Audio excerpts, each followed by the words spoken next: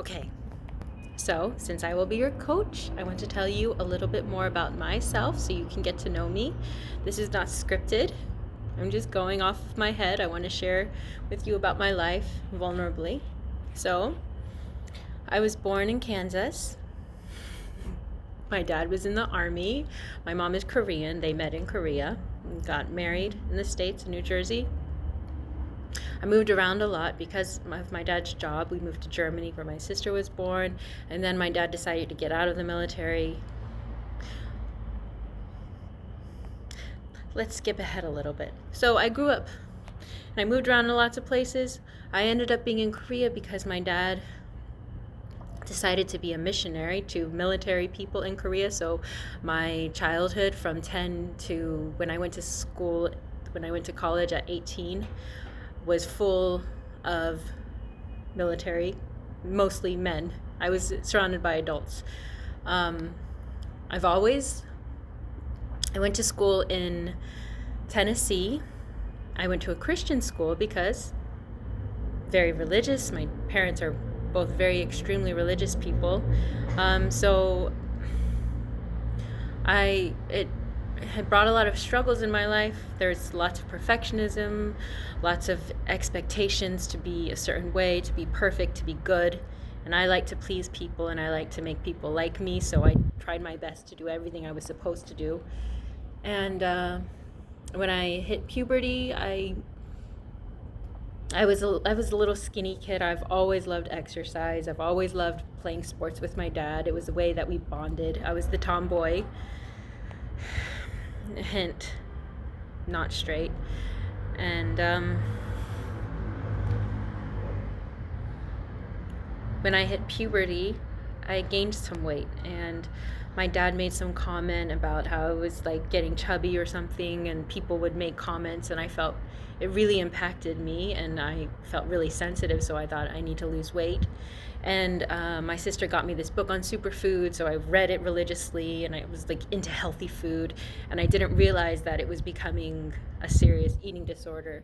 So when I just turned 16, that's when it started. I didn't realize it until a couple years later. I remember standing on the scale and seeing the numbers go down, and I felt so excited, and I thought the lower the better. So I just kept going and going and going. I starved myself. I measured everything. And I'm not saying that that's always bad, but it could be. And I realized from my searches online that I had a problem. And it wasn't until a few years later when I was in college and I took a missions trip. I went to Kyrgyzstan for a summer. The year after that, I went to Africa, but the year I went to Kyrgyzstan, I lost a lot of weight, and I came back and people were scared.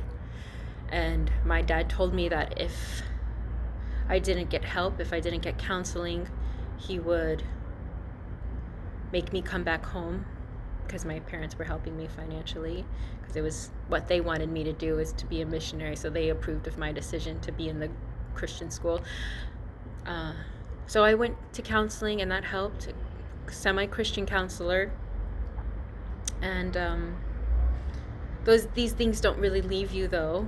So I had to gain weight, and I matched the weight that I was supposed to gain to be able to stay in school. But the mindset doesn't really change. So I know a lot about body shame. I know a lot about perfectionism. I know a lot about being hard on yourself and on your body, and I don't want anyone to go through that, and I don't want you to feel that way.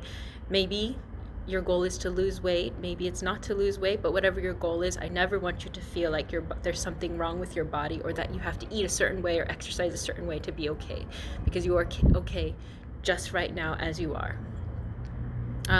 After I left my Christian school, I kind of got out of the Christian bubble, came to Korea and started teaching English, and I started exploring. It's like the experiences that most people have as teenagers or in freshman year in college. That's what I had after I left college and came to Korea. I started drinking, smoking, going out with friends, exploring, and I felt really good. But I also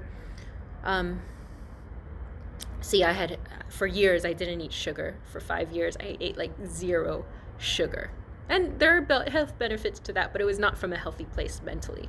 So I decided to break those rules. That summer I went to Africa, I decided to break those rules. And what happens after you restrict a lot is that you binge a lot and you let go and you go a little crazy. So I gained some weight, nothing crazy, but I gained weight, and I felt really ashamed of myself.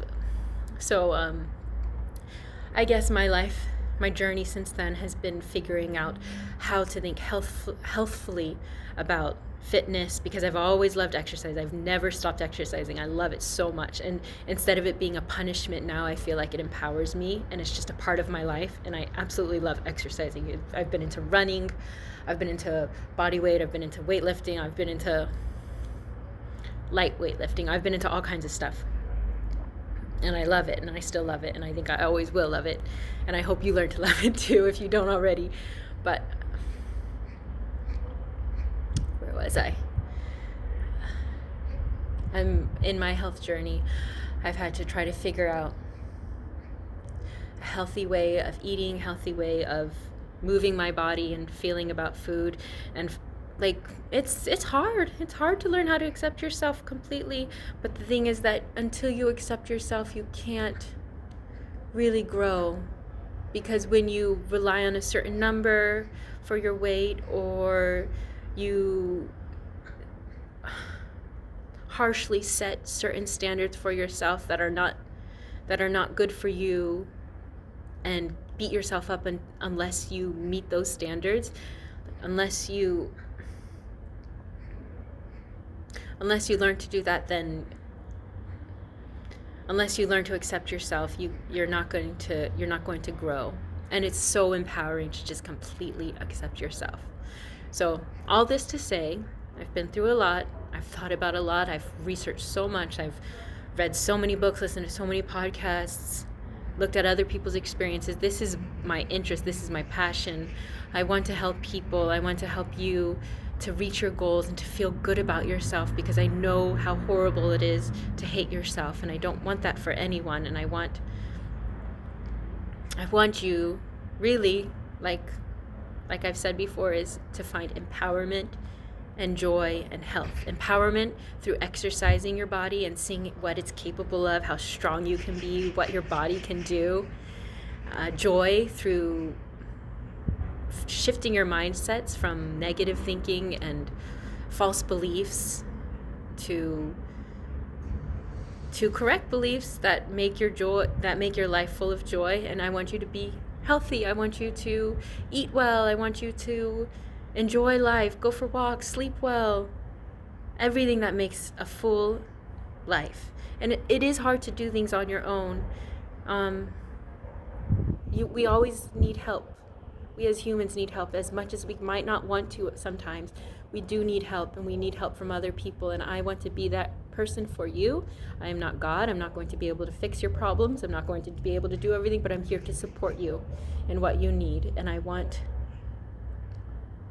your best. I want you to believe in yourself and believe that you're worth it, because you are. And no matter what you look like, no matter how you feel, you are worthy right now. You are enough right now. And when you accept yourself, then you can grow. And I hope that you find that with me. So that's my story in a nutshell. We'll see where the story goes from now. But for now, I am so excited. Credentially, I do have my certification for personal training. I've studied and I've gotten accepted and passed. So I know my shit. Okay? You can trust me. And if I don't know something, I will look it up and try my best to give you the answers, because I want to be there for you. And remember, none of us are perfect. There's no such thing as perfect. We just learn and grow and do our best. Thank you for watching this. Almost 10 minutes, less than 10 minutes. I did pretty well. See you soon.